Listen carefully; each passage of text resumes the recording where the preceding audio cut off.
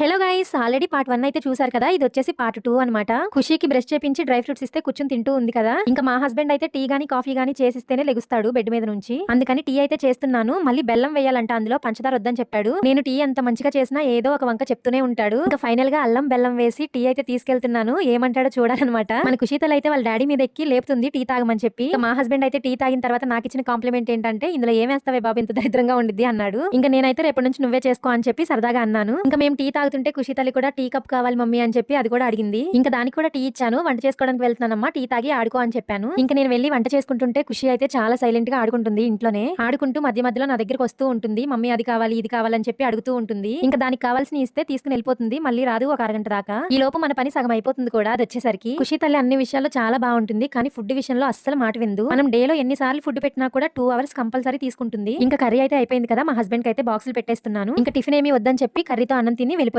ఇంకా నేను కూడా మిగిలిన కూర గిన్నెలోకి తీసేసి ఖుషి తల్లికి అయితే ఎగ్స్ ఉడకబెడుతున్నాను. ఇంకా ఖుషి తల్లికి అయితే జలుబు దగ్గు ఉందని చెప్పేసి పాలలో ఒక 4 మిరియాలు దంచి వేశాను. అలాగే చిన్న ముక్క సొంటి పచ్చి పసుపు పేస్ట్ కొంచెం వేసి బాగా మరగబెట్టేశాను. ఇంకా పాలని వడకట్టేసి గోరువెచ్చగా వచ్చేదాకా చల్లారి పెట్టేసి ఖుషికి అయితే తాగిపిస్తున్నాను. ఇంకా ఖుషి తల్లి కూడా తాగను అనుకుండా నీట్ గా తాగేసింది. మళ్ళీ కొంచెం సేపు ఆగిన తర్వాత ఎగ్ అడుగుతుంది, తొక్కొలుస్తాను అని చెప్పి. చూడండి ఎలా వలుస్తుందో. ఓకే గాయ్స్, ఈ వీడియో ఇంతే. ఇంకా నెక్స్ట్ వీడియోలో కలుద్దాం. Bye bye.